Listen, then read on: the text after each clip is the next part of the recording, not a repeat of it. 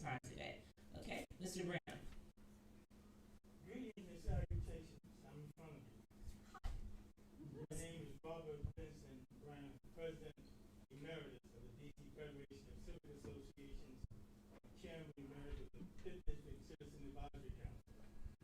Okay, thank you, Mr. Brandon. It's a And pleasure. A&C Commission. It's a pleasure, Mr. Brandon. Next behind you, Natalia. Hi, my name is Talia Gilia. I'm with the Foundation for Just Free World. I'm also with the Scientology National Affairs Office. I live in the 3rd District. I do a lot of drug education around the city. Happy to be here. Okay, Miss Anna. I'm Anna Sineva. I'm Talia's colleague. I'm mostly on Capitol Hill. I do government relations and public policy with the church. And I'm also living and working in the 2nd District mostly, but right at the border of the 3rd. So, Miss Morella. Good evening, everyone. My name is Nita Marmara, and I'm a community manager, and I work in 3P and live in Petco. And welcome, Miss Toby. Yes, Diddy. Miss Toby. No, she's right behind Miss Morella. I am an almost 25-year resident. First and last name, they don't know you. I mean, I met you, but they don't. Dr. Toby Horn, and I am on the board of the Washington, D.C. Hall of Fame. And I am here protesting on 2 accounts, Free D.C. and State. You get 2 sides of the shirt. Miss Dana. I Yes, ma'am. Athena, this is the senior resident of 3D since 1987. I have children, 2 grandchildren born in this district. I'm also a social worker. I must say, this is the most lawless time I have ever lived with pretty massive people running around kidnapping our neighbors. Okay. I want to hear what you're going to do about it. I'm really excited to hear what you're going to do about it. And we're going to listen today. Mr. Musawi. Yeah, my name is Hussein Musavi. I'm resident here for 43 years. I love my community, and I hope that we can get from you Thank you, Tim. to protect our community. Mr. Musavi. Mr. Bryce. Hello, my name is Stephen Bryce. I'm part of the Anti-Smoking Partnership bid with safety ambassadors in the area. Train safety ambassadors too. And I see now you all have, now I'm not sure of your names because I see you have you have some new people, boy, Adams Morgan. So, sir, I don't know you. Hi, I'm Justin Williams, and I am the safety ambassador for Adams Morgan. It's a pleasure to meet you, Mr. Williams. Next to you, or behind you directly, Mr. Johnson.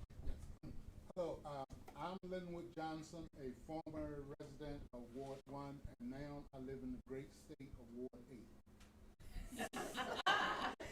The great state of Ward 8. Behind Mr. Johnson is Mr. Castillo. My name is Mark Castillo. I am safety ambassador on Adams Morgan as well. Next to Mr. Castillo. Deron Britt, safety ambassador at Adams Morgan. And Mr. Hendricks, is there anyone beside you? Because I can't see. No, not. Okay, Mr. Hendricks. I'm Cedric Hendricks with the Court Services and Offender Supervision Agency. Okay. Now, if you're a community member, raise your hand. And Ms. Holmes, I see you on the press side. We have the press here and the community on that side. But since you are, We were I know. We had to sort of, because the press, we want to make sure that the press were getting their due, and we wanted to make sure that we offered them as much seating as possible. And Ms. Hamza, Yes, introduce yourself, please. I'm Gene Humza from the 930 Club. I'm community liaison for the 930 Club. And I live and work in 3D. What is 930? 930 Club is a 1,200 capacity live music venue, internationally known. And I'm sorry that you've never heard of it. Well, that's why I'm here tonight. So That's it. We got one more person, right? Yes, ma'am. I'm Christy Love. I'm the executive director for the Criminal Justice Coordinating Council.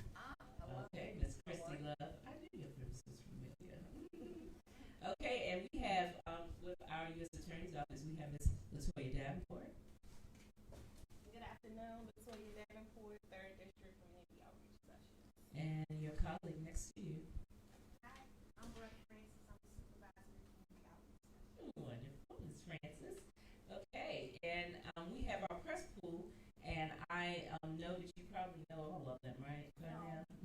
guess what? We're going to have them introduce themselves. And WTOP, Mr. Gallo. Scott Galvin, WDOP News. Christian Flores, ABC7. Dominique Moody, NBC Washington. Young Marissa, ABC News Now. Diego Benito Gutierrez, NBC Washington. Last but not least. Katie Lusto, WSAI. Excellent. Now, I am going to be ever so kind. I know that you have, everybody knows who you are, but I just want to make sure that everybody really knows who you are based on your bio. This is Miss Judge Jeanine Pirro. She was sworn in as our United States Attorney for the District of Columbia on May 14, 2025. Judge Piro has been with them for more than 3 decades of experience in law enforcement. Wonderful.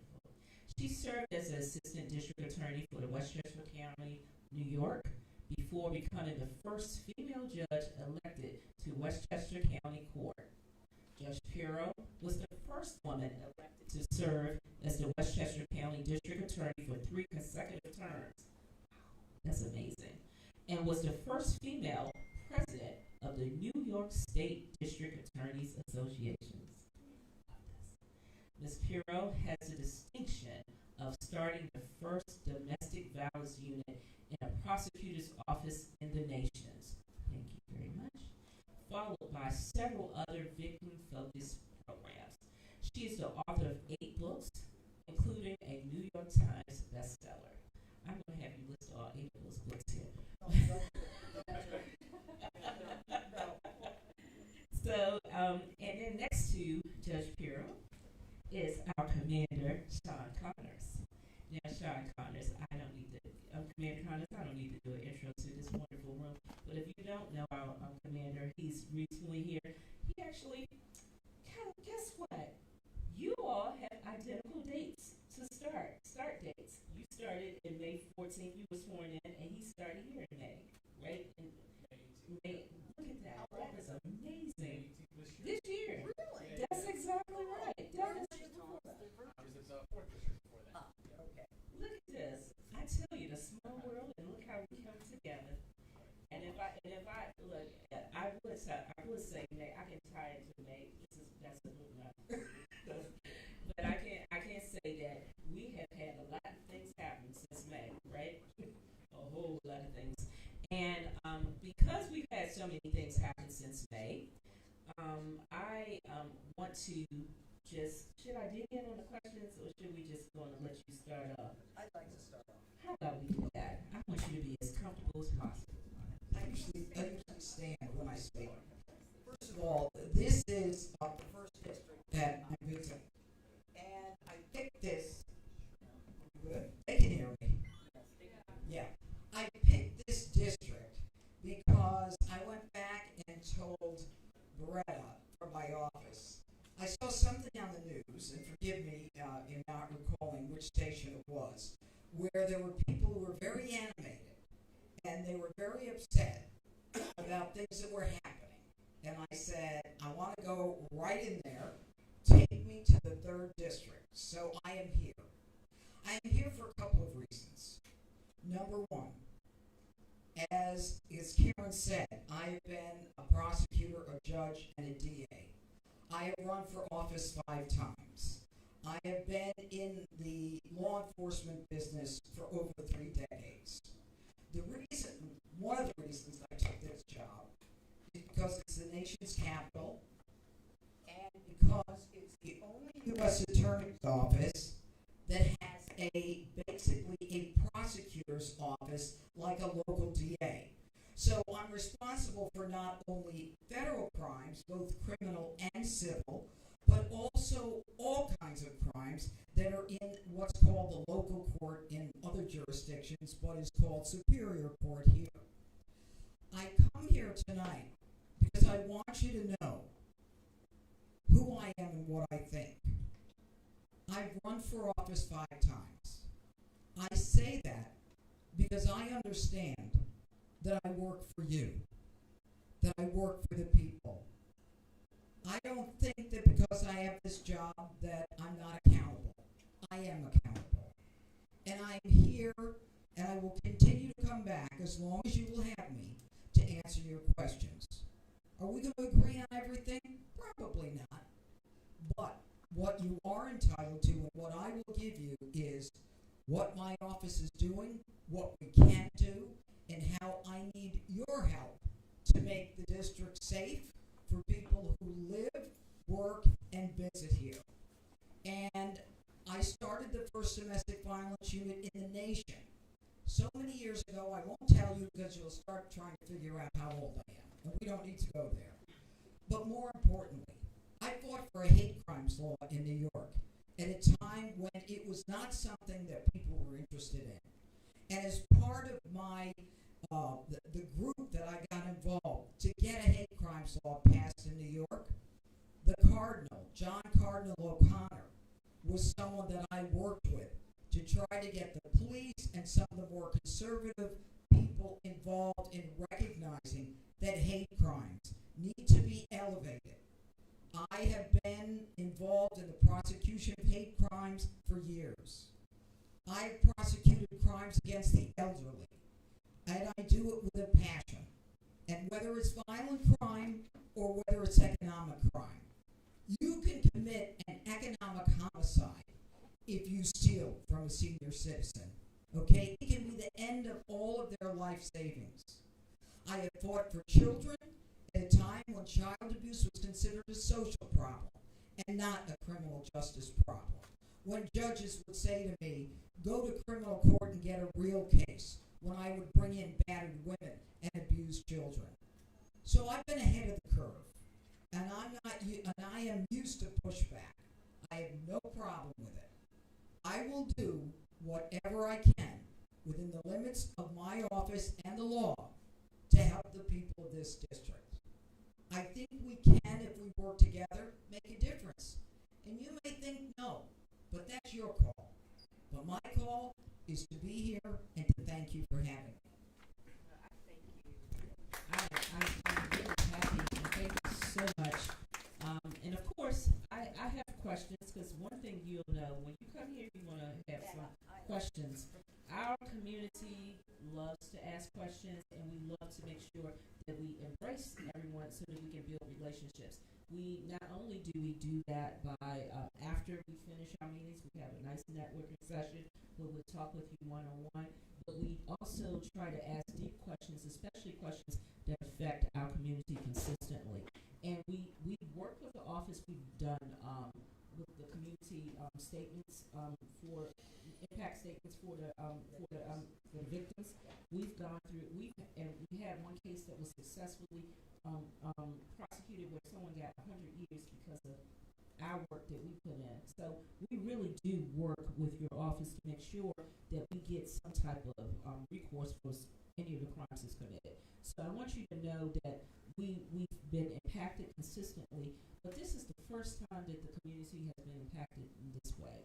But there's a lot of changes. So what I'm going to do is I'm going to give you the list of, not give you the list, I'm going to ask the questions to you.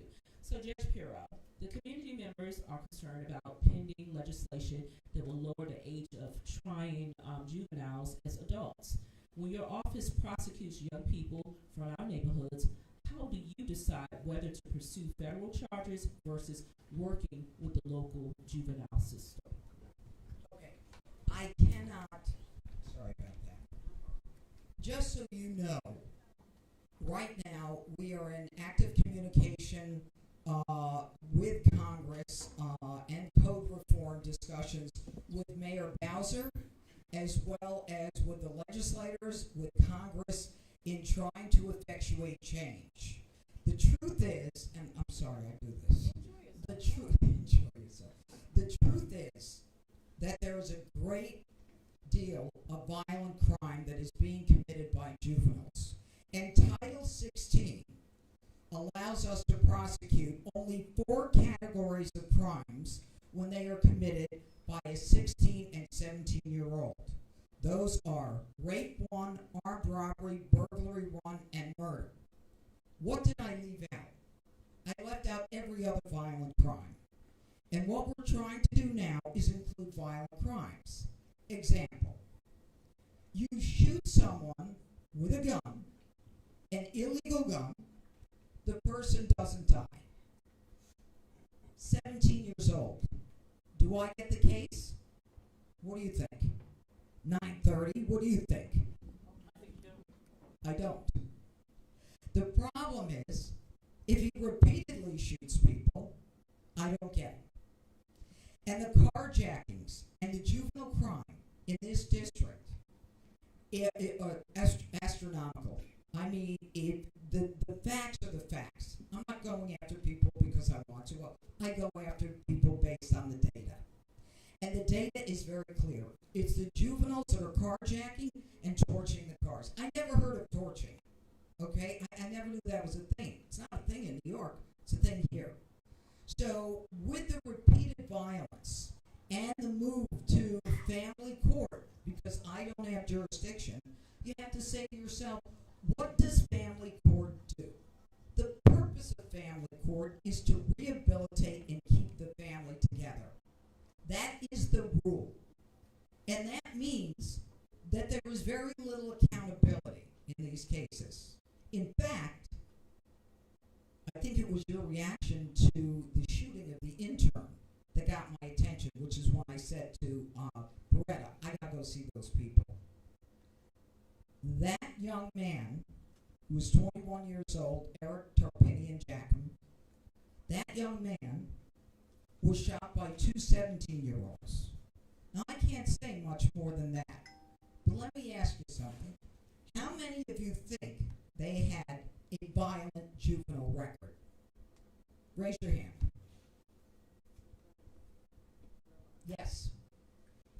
You can't repeatedly allow young people committing violent crimes to go to ice cream socials and yoga because that's what they do. The young kid, remember they called him Big Balls? I didn't call him that. That's how he was the Doge kid. He was some brainiac, smart kid who came here. He got the crap beat out of him.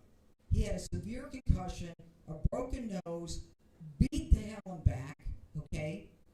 Most of those kids were 13 and 14 years old. And the girl that was in the car that he was trying to protect, which car was the whole point of the attack, said, I kept looking at them. I spoke to her the next day. She said, I kept looking at them, and they were 12 and 13 years old, banging on the window, saying, give us the keys, open the door, give us the keys. And had the police not driven by at that moment, that kid would have been on the ground, and that would have been the end of him. Because he was able to stand up, he was able to withstand the fight. Now, so you say to yourself, does she want all young people? No, I don't want all young people. But I do want young people who are committing violent crimes and repeatedly committing them because it's time to make them accountable. And I am tired, with all due respect, and I know that there's someone looking at me, with mental health or social service background. I don't want to hear about the prefrontal lobe anymore. The prefrontal lobe not being developed in a teen. I've done this for 30 years. This isn't new to me. Okay?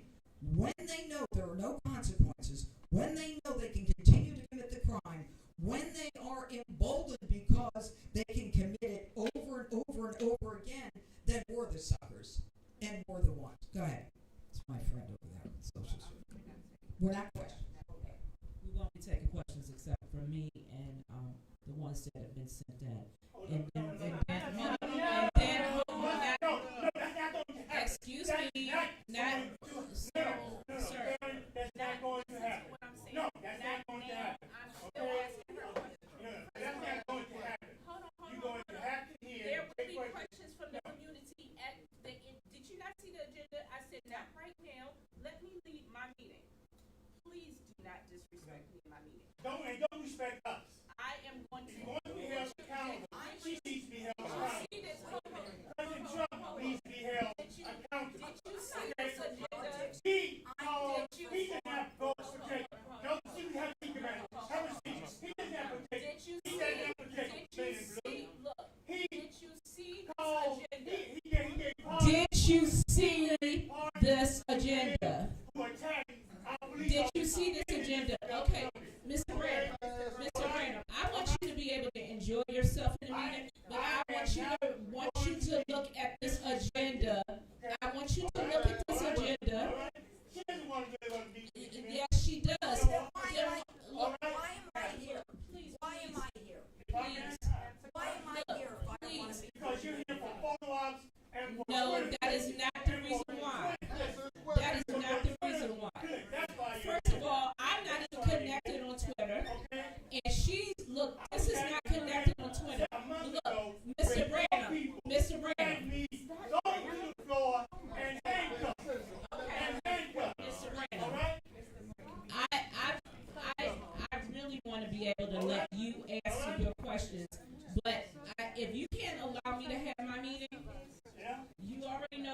too.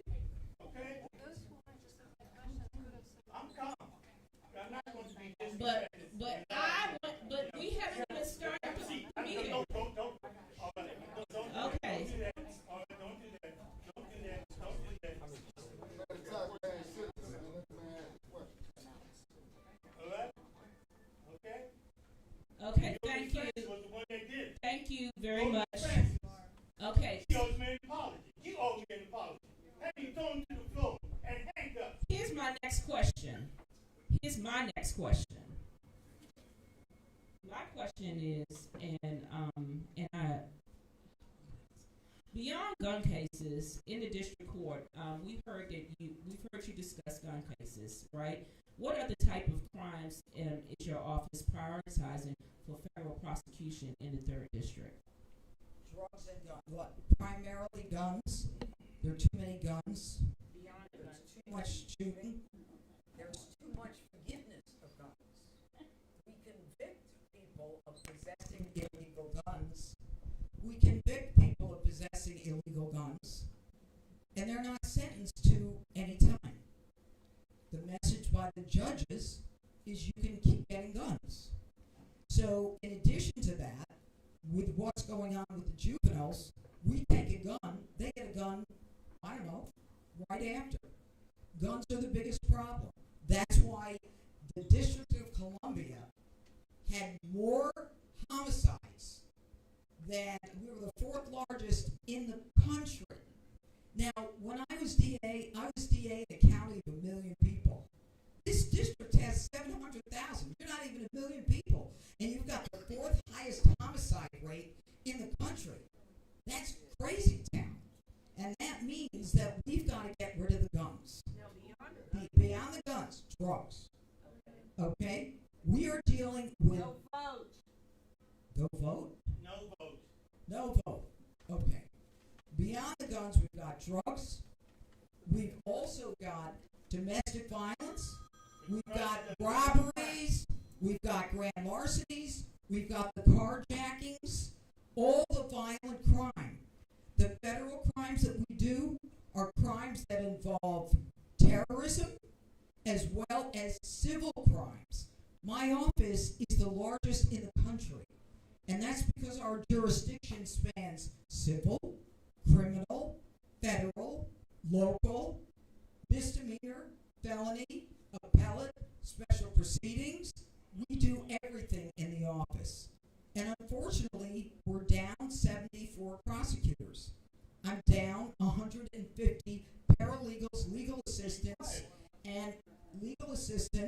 as well as investigators. So it's very difficult for me to do. Why are you interrupting me, sir? Because you're lying to us. I'm lying. Yes, Do it again, you're going to be asked to leave. Stop it. Okay? That's your last warning. why am I being one to come to this? Why? Stop. Because normally in our meetings, we listen to people, we respect No, them, these people and don't then, come in and lie look, like this. whether they tell, whatever they decide to do, we do listen to them, okay? And we never interrupt them. And I'm gonna tell you, Mr. Brandon, you know good and well how I behave. And you know I would never come to your meeting and do that. And I do not like the fact that you did that here. And you know that I want you to be able to enjoy yourself at the meeting without being kicked out. Okay. So look, that's why you should have repassed. Don't touch me. But see, Don't do that. No. I know. So you gonna throw me to the floor too? We're not. That's what they You gonna throw me to the floor too? No, sir. All right. Be nice. This is how she wants to operate with the public. This is how they treat the public. This is how they treat the public. They lie. The president is a 34 counts convicted felon. All right. A 34 counts convicted felon. Come on, sir. Get your hand off my back. Come on, walk forward. And Ms. Francis, you are dishonest. Come on. Rude. And you know you owe me an apology. And I speak my piece. Thank you, Mr. Brandon. Have a beautiful and blessed day. I am God's child. Keep walking, sir. Keep walking. Being kicked out of a public meeting. Keep walking, sir. I'm an elected official, former elected official in this town. No, sir. I'm a native Washington.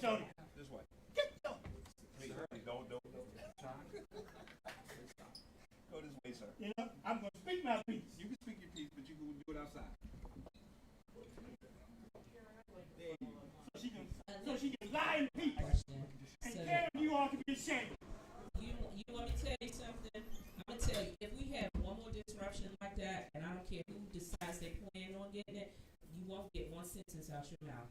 What we're going to do is we're going to listen to what she has to say, and we're going to listen to what you have to say. These meetings are always fairly handled. I don't care what you have to say. Say what you have to say, but do it with respect. The fact that that was done in this meeting, what it does is it makes him not be able to come to any of the other meetings. And I don't say, oh, please come next time. That's not happening.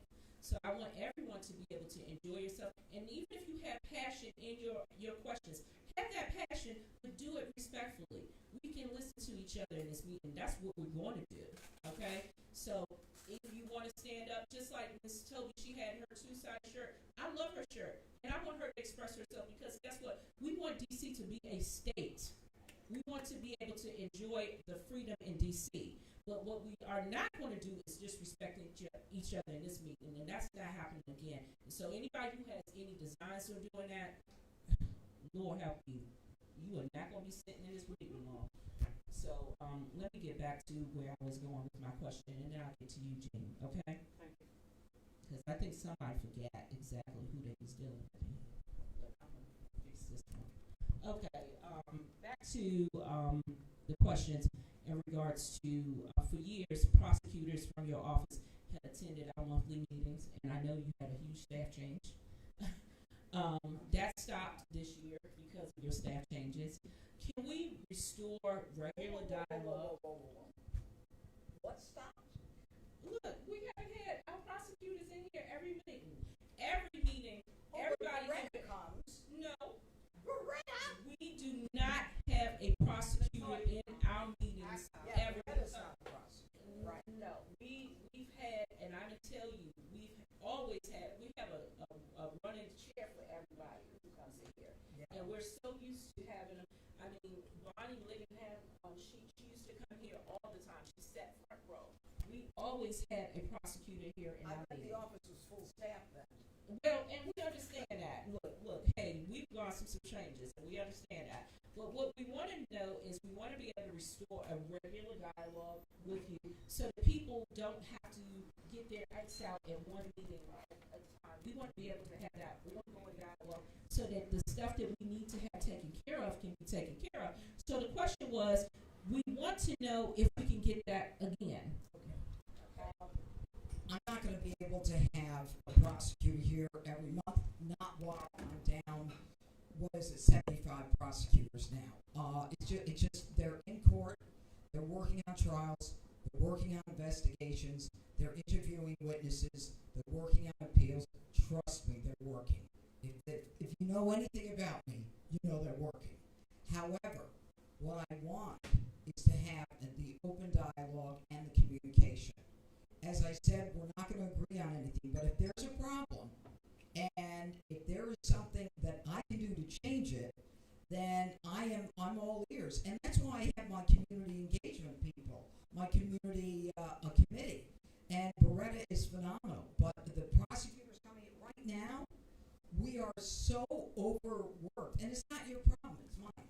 Right. Okay. I understand. That's why I'm coming out. And I have another meeting. Come in our meetings all the time. Latoya Davenport, she's always here in every meeting, and we can thank you for that. Yes. Yeah. But see, sometimes we have questions that's specific to. Then she'll bring it back to me. You're going to get an answer. Okay. You're going to get an answer. There's another lawyer here, and I doubt that's going to happen in the future based upon what I'm dealing with right now. But you will get an answer. Well, we're looking forward to that answer. We were looking forward to building relationships. Now, one of the things that the relationship is important, right? And during the search, residents reported federal agents covering their badges and refusing to identify themselves. And ANC 1B specifically, I work wholeheartedly with ANC 1B. You know, they created a resolution along with other commissioners and multiple, and they passed those resolutions denouncing the practice of them covering their badges. You know, and it's really important. And what they want to know is they want to make sure that not only is the badges shown, but the actual agency's name is shown on when they're out in the field working with the community. Instead of saying police or enforcement, they wanted to say the actual agency, and they want their faces uncovered. You know, because it's striking a psychological issue with people. People want to identify who they're dealing with, and then two, if it's we've had people run around robbing people and creating having these nefarious acts whatsoever, robbing people with the same type of mask on. And we've had people who you talk about you're into domestic violence, making sure that you talk about. We've had people come and take women and harm women and with those same types of masks on. So it's creating a fear that it might not be the intention, and I know that there's reasons, but it's causing more fear and more harm to the community because they cannot see the faces of the persons who are coming in to do the work. What is your office going to do about making sure you support our city or not? Well, I don't know if I'm in a position to tell the police what they can and can't do. What I do know is that they're wearing a lot of vests and a lot of like Kevlar, and they're putting like the flak jackets on that may not identify their particular jurisdiction, but for the most part, they are identifying themselves as law enforcement. You're telling me they're not. So the question is, can I control these federal agencies and the Metropolitan Police Department? I can't control them in terms of what they do. However, what you've got here is you've got situations where if people are taking advantage of that and saying that they're police and they're not, that's a different scenario. But the police have to identify themselves sooner or later, and all the body-worn cameras that I review as a result of this surge, they are all saying this. So whenever they bring in an arrest, okay, if there's an arrest and there's an issue with the arrest, I've got the body worn. And it's not one body worn. It's usually four. They may be four different agencies, but I see from everyone's body worn. Otherwise, I can't make an assessment as to whether there's a crime. But see, what you're seeing is you're seeing it from their perspective. We're talking about. I'm seeing it from a perspective. Hang on. I want to be real clear on this. I'm seeing it from a perspective where if you want this person arrested, I'm not going to approve the arrest unless I know how it went down. That's what I'm telling you. So if they're wearing masks, they come and approach people. They're fully masked up. They have no identifying. It's not saying FBI or CIA or whatever on in front of it. If they're and their agency is not identified. All it says is police or enforcement. Now MPD is fully identified. They come into if they're dressed like MPD in the field, and that's one thing. But they're not dressed like MPD. You see MPD's badge number, you see MPD's face, you see MPD's full insignia. Everything is all over them.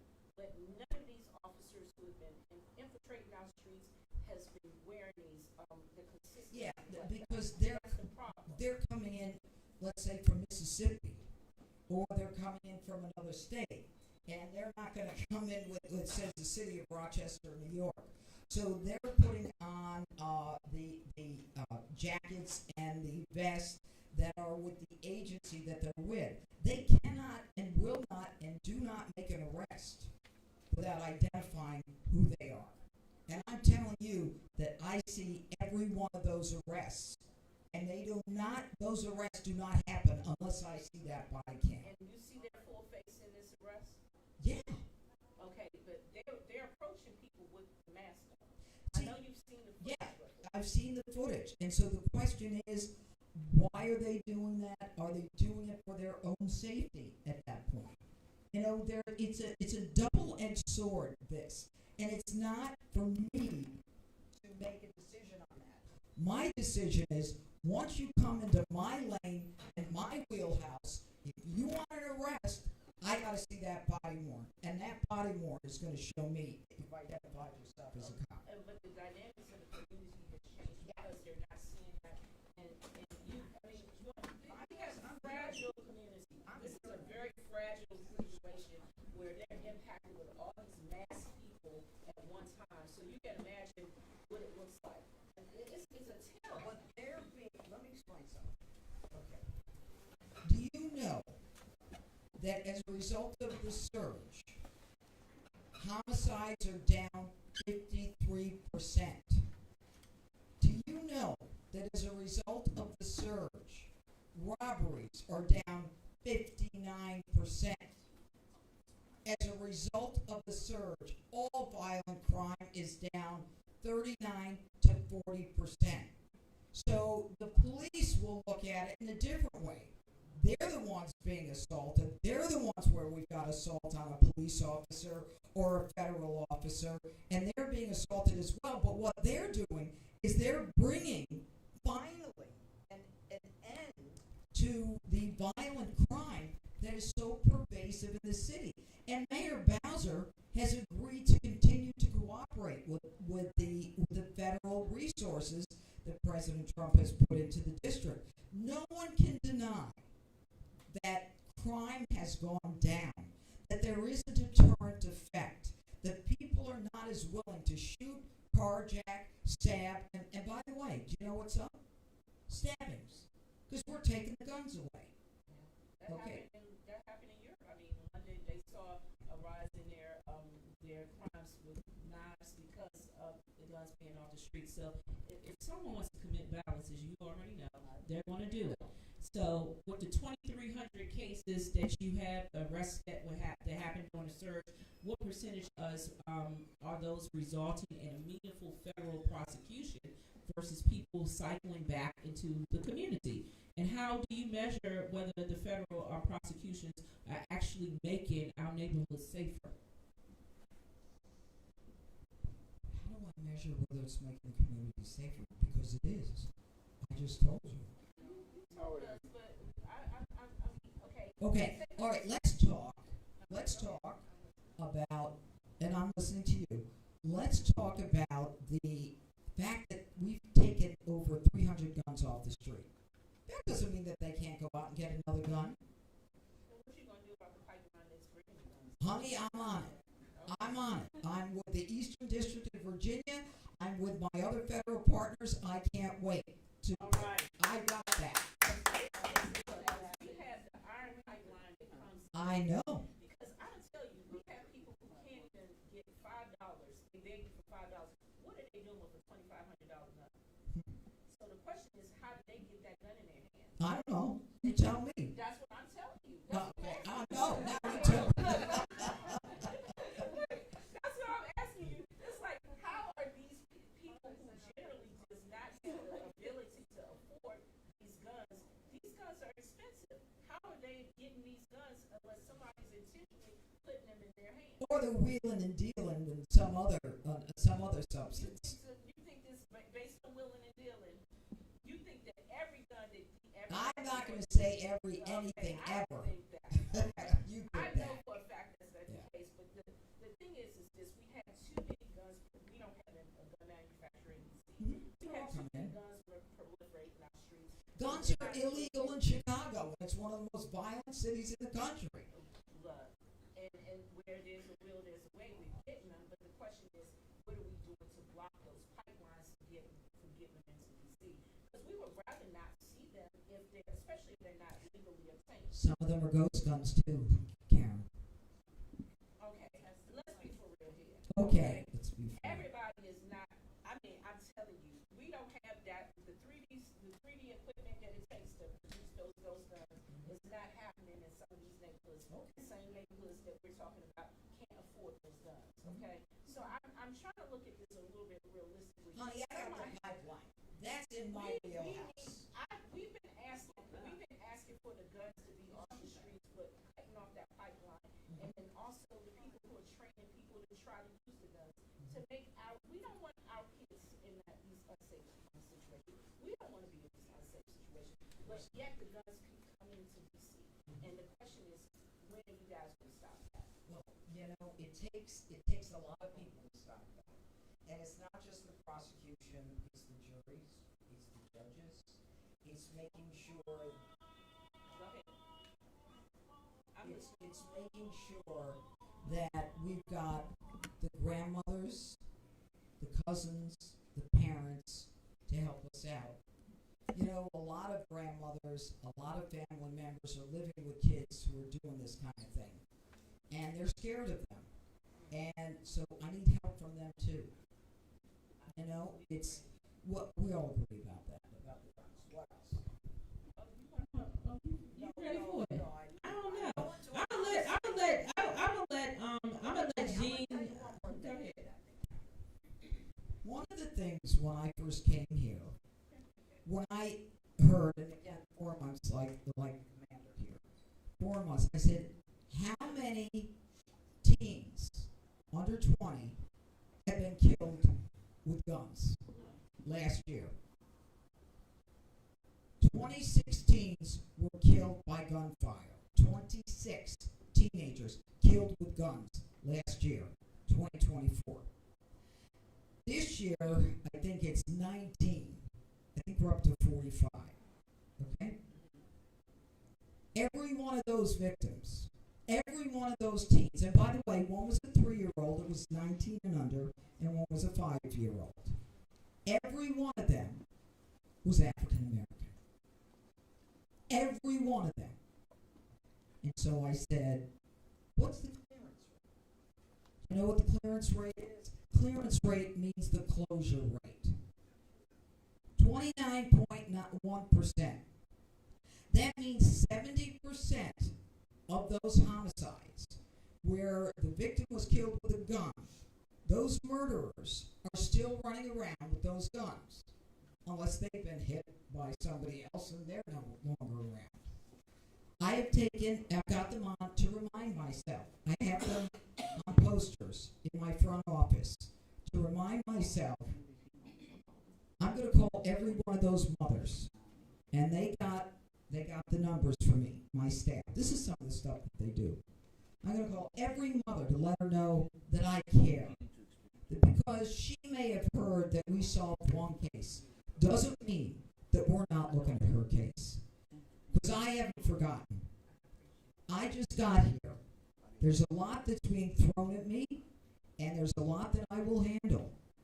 But what you can know about me is that I will continue to fight for the victim, the silent victim of crime who never asked to be a part of a criminal act, and all of a sudden their life is turned upside down by someone, whether they're a juvenile or an adult. I don't really care.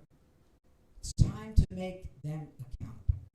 And that's highly appreciated because one, this is where we're going because we believe in building a community, building a good village, and I do believe that we need to start caring for each other without having any type of acts of violence. And this is why I'm really big on respecting us in our meetings because we always have a really good meeting. I know that's the reason why you probably came to because we didn't expect. I saw crazy the last meeting. No, actually, our last meeting was But I know perfect. what I saw on television. Who did we have on television that was crazy, That's guys? the next day I called Beretta. I said, Beretta, I gotta go there. Where is that? Oh, Lord have mercy. I don't know what we've done crazy, but I think we tried. We tried our best. Oh. It wasn't crazy. It was just passionate. I know the meeting, and it was passionate. It was not crazy. We don't do crazy. We just do passionate. Okay, so I'm going to allow you to hear from our community, and thank you guys for. I hope my questions weren't too off base for you all, but I hope these were the questions that you all were asking me to ask. And I know everybody who wants to do their silent protests, please stand up right now so we can see your shirts, because I'm going to give you a moment. Go on and stand up, silent protesters, as you do it, because we want to free DC. We want to free DC.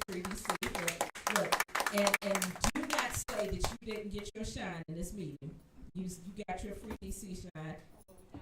Okay, and that's what I'm expecting next. Jean said that she wanted to go first, and say it again, please, ma'am. I have 5 minutes. Okay. Are we all? Look. Do you realize? I'm sorry that we took 15 minutes away from your time from us because of that other protest. It wasn't salad, but they're waiting. And I'm respecting her time. She has at 7:15, but we're gonna get. Can we get 2 questions? Depends on how long. Let's go. Tim, is it? 2 questions? Yes. Okay. What's your name, ma'am? Yes, ma'am. I didn't get your intro. I'm Abigail. Miss Abigail, last name? Freeman. Okay. Abigail, first Jean, then Abigail, and Andrea sure your question is very, very, very clear. Okay, thank you. Here you are. Go. Okay, go. All right, first of all, thank you very, very much for being here.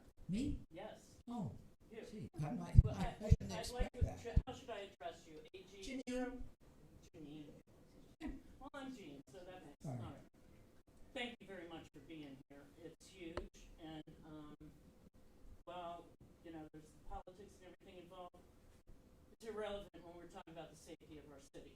So I really appreciate what I've heard from you today. Guns, yes. Drugs, yes. Violent crime, love it. You know, the endlessness of it all, we understand. I wanted to talk, and so we're going to take us back a few steps, where you said you're so understaffed.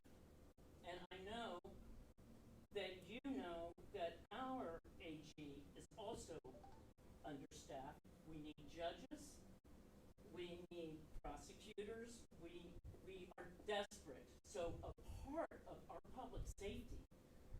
Boy, oh boy, I've heard you know some people, and it would be great if we could get our $1 billion back. And you know about our $1 billion. Get it back? I don't know about that. $1 billion that could be put to use hiring cops and everything when you talk Okay, about the surge. let me tell you something. All right, I'm with you. I hope you are, 9:30. because Let me tell you something. One of the first things that I did when I got here, besides realizing the harm that's being committed by juveniles, the inordinate percentage, is that we don't have enough judges on the Superior Court. Right. We are down 15 judges. We need Okay? judges. Okay. I'm singing. I spoke to someone very important about I that. hope so. I spoke to someone very important. We hear you know And some people. there have been people from my office who have been called, and there will be more people going on that bench. There will be, I understand it, and because I was a judge, it is impossible. And you know what's not fair? It's not fair for the prosecutor, because what's happening is I'm losing witnesses, memories fade, people aren't as angry as they were, people are more angry or whatever. And the rights of the individual charged, whose civil liberties are at stake, and the anxiety and the panic that goes with that is just dragged out. So I see it from both sides. That's why you're going to see more judges on the bench. So I am very in tune with you on that. Now, with respect to the police, there is a great deal of negotiating going on right now. And you will be surprised at how Democrats and Republicans are working together. Because there is no Republican or Democrat way to protect the people of the district. Like hearing that. It is happening. I'm telling you it's happening. And that one of the first things I did when I came here, I met with Pamela Smith. I met with Mayor Bowser. I met with members of Judge Lee from the Superior Court, Judge Boasberg from the Federal Court. I understand that. It's only when we work together that this is going to happen. And I'm telling you it's going to happen. And the President Trump, by investing those federal resources, he's dropped crime. He's dropped it. There is an objective criteria that proves that that's happening. Okay. Is that enough? We'll Okay. talk it. Okay. We're going to be great friends. I hope so, because I want to know what 9:30 is. Oh, Anyway. you're coming. You're coming. So Abigail, you're Yeah, next. Abigail. No, two. Because I have another group. I'm confused about, you talked about arrests and how, you don't approve any arrests unless, you are able to look at the camcorder, the webcams, et cetera. But I'm curious about detention, because the real concern is, people are being detained and then ICE is taking them away. That's the concern in some parts of the community near here. So what happens, what is your jurisdiction over that? I don't have jurisdiction over ICE. I do not. You're saying that you can't really have any, because I'm sorry, this is the first time here, so I don't know your name. name is Karen. Karen So Gall. Karen had asked about, Karen. Karen had initiated, her question was about, people with masks and everything, but, and your answer didn't really address it because you don't have jurisdiction over ICE.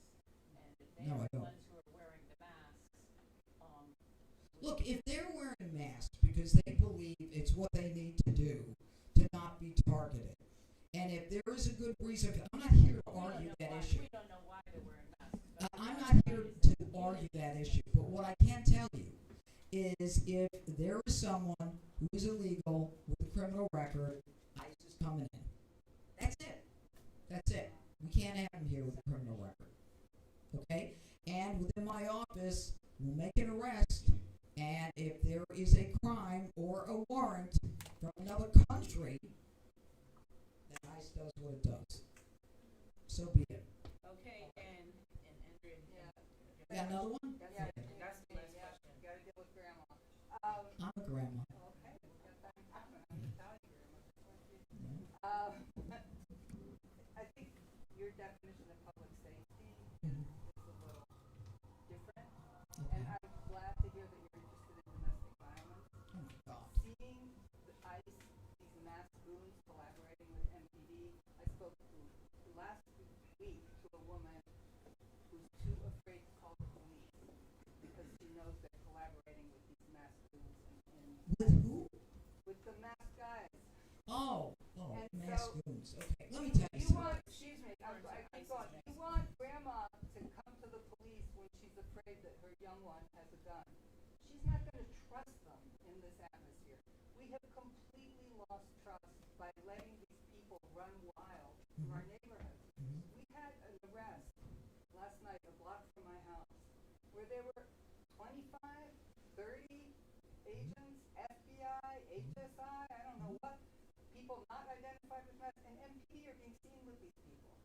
So Yeah. people are not going to trust MPD anymore, and you are not going to get any witnesses coming to you. So you need to bring this in. You speak to God who's making this happen, right?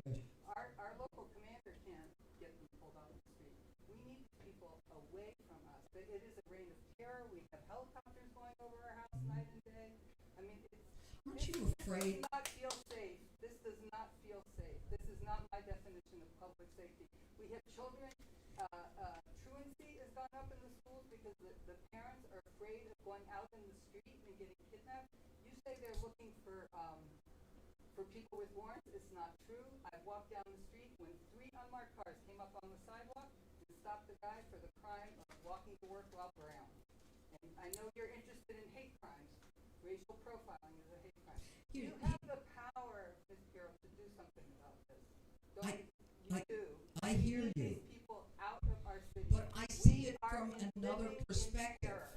But for those people, homicides would be double what they are.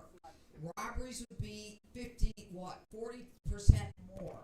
Violent crime would be 60% They're more. pulling people out of construction trucks at 6:30 in the morning. Look, They're if pulling the people off president, the bus going to work at if 6:30 the in the president morning. has made a decision that there is a violation of the immigration law and he sends ICE in response to that, that is what the law is and that's what's going to be followed.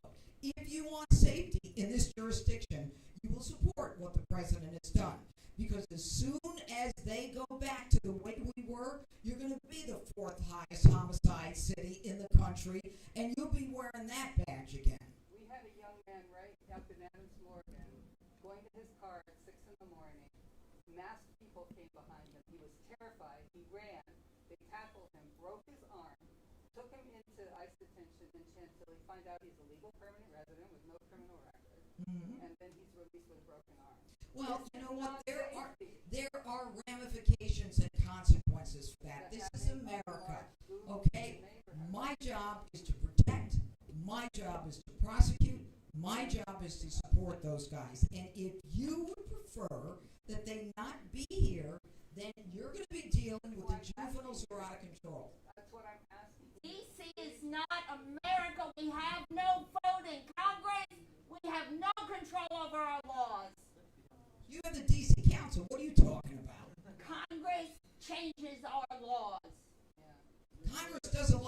with legislation. You're no different than anyone else. But the DC Council. I beg to differ. I used to live in New York. It's a whole other system. Where'd you live in New York? Brooklyn. Hakeem Jeffries High School District. That's where my daughter lives. You couldn't tell another New Yorker when you heard it. No, I mean, the New York came out of you right there. Okay, so on that note, let's thank her for coming.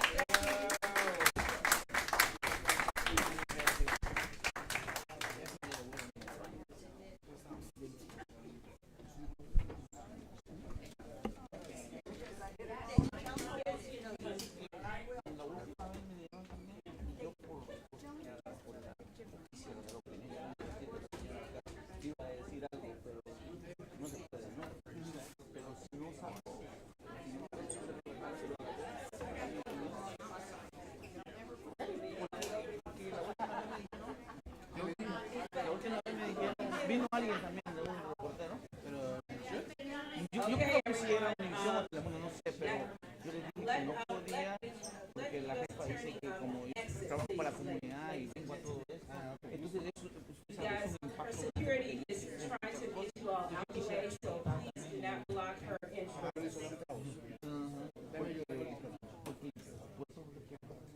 No la necesitamos.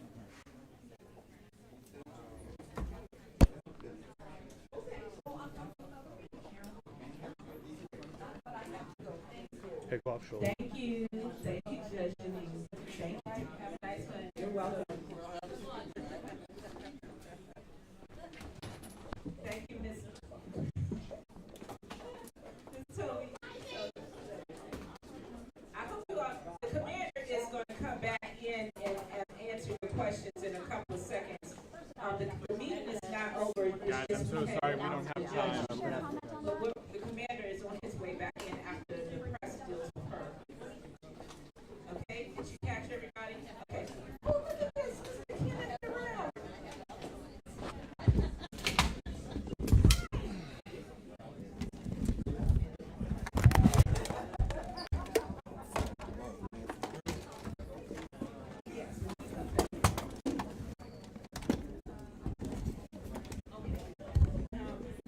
Okay, once the commander comes back in. I just don't know.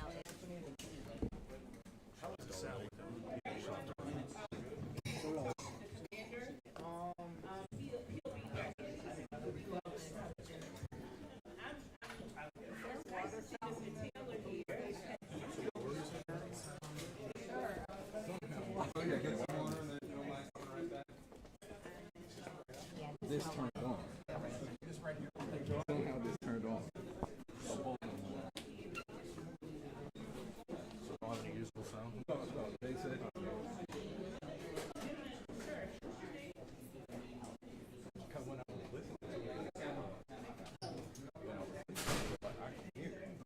Like I was like, feeling like it's dropping. Yeah. And I thought, yeah.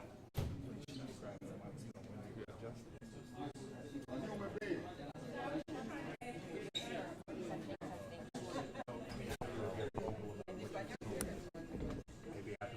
Just about what you said in there, about what you've been experiencing, what can you tell us about her response to what you were saying? I don't know. It's like we're living in two different. We're walking in two different cities. You know, with she's seeing some city of lawless people that need to be yanked off the streets, and I see a city of people who are trying to go about their lives, take their kids to school, do their jobs, and are being yanked off the streets. You mentioned the incident yesterday or last night. What did you think about that as well? Because it seems like that was, like you said, right up the street. Yeah, I wasn't there in person, but I'll tell you that up the street from me too, they pulled a man out of his car in front of his teenage daughter and yanked him away. And there's MPD present at these things, you know, and we don't have control over the federal goons. They're goons. They're not law enforcement. They cannot be called law enforcement officers. They're not enforcing any law. They're ruthlessly profiling people, picking them up off the street, and dragging them away, and then finding out, you know, some of them are maybe citizens, residents. This is not law enforcement. This is lawlessness. This is a reign of terror. This is meant to, if crime's going to go down because we're all intimidated and we're staying in our houses, have we gained anything? Is that progress? Is that what we want? That's what they want, you know? I think that's really what they want. What do you hope she takes away from tonight's meeting? The other thing I just got to point out, I mean, her whining about not having prosecutors, I mean, we know very well that her boss fired all the prosecutors in that office, and that no self-respecting attorney wants to work in that office. So, you know, that's disingenuous. That's really disingenuous. I'm sorry, what did you ask? I said, what do you hope she takes away from tonight's meeting? That if she's going to be the chief public safety person in the city, that there are many aspects to public safety, and that doing illegal searches to retrieve guns is not the only aspect of public safety. That having an atmosphere where people feel safe to take their kids to school, where people feel safe to go to work, where people feel safe to go to the police when you do sometimes need to go to the police, feel safe to go to the court and ask for a protection order against somebody who's beating them up. Those are also parts of public safety, and I did not hear from her that she's concerned about any of those. And I mean, I hope she is. I hope she realizes that public safety is it's not a little narrow thing. It's 360 degrees. We do not feel safe. You also talked about trust. Trust is broken? Absolutely. I've worked in domestic violence. I worked at CSOSA with domestic violence offenders. I worked in gang intervention. The police keep saying, why doesn't anybody, why won't anybody be a witness? Because they don't trust them. Because they don't think they really want to keep them safe. Nobody's seeing police side by side with masked men in unmarked cars, and they're every single night. You can see that in the city. Every single night. It's not an isolated case. People are not going to trust I don't know if, it's not like we had bazoodles of trust for the police, but they've been working on it, Who's going to want to, we've had instances where they've stopped cars and then handed the ID to the ICE guy in back. Who's going to want to talk to an officer, when they've seen that? These are things that people have seen with their eyes. They're not stuff I'm making up, Have you noticed any difference in your neighborhood since the 30-day crime emergency ended? Has there been anything different in the last couple of weeks? Yeah, there's less business on the street. There's less people in the restaurants. There's less people taking their kids to school. When they take them to school, they're doing it in bands of people to keep each other safe. Yeah, with people going to work, any kind of construction car or anything that landscaping, anything that's manual labor, they're stopping cars so people are not driving into the neighborhood. People don't want to come to work. Yeah, I've seen a lot of difference. She kept emphasizing the fact that crime is down. Do you believe that? Do you feel that in your community? No. Did you think crime was going I haven't down? had a homicide. I don't know. I'm spoiled. I live on a street where there hasn't been a homicide, in many, many years. I've lived here since the 80s. I know what crack wars look like. I know what lawlessness looks like. I'm not. The city's gotten so much better. Why has it gotten better? It's gotten better because we have libraries that are open 7 days a week. We have swimming pools in the summer 7 days a week. We have rec centers. We have almost all of our public schools have been renovated. Almost all of our playgrounds have been renovated. People want to be out with each other, right? That's what brings crime down. We know that. When did it start? When did it peak? When did juvenile crime peak? During COVID, when all those things were closed. The libraries, the schools, the rec centers. We know this. Just in case we didn't get it, your first and last name, you can spell it? Oh, good luck. Athena Viscusi. ATHENAVISCUSI. What neighborhood do you live in? I live in Mount Pleasant since 1987. Appreciate it. Thank you. Thanks very much.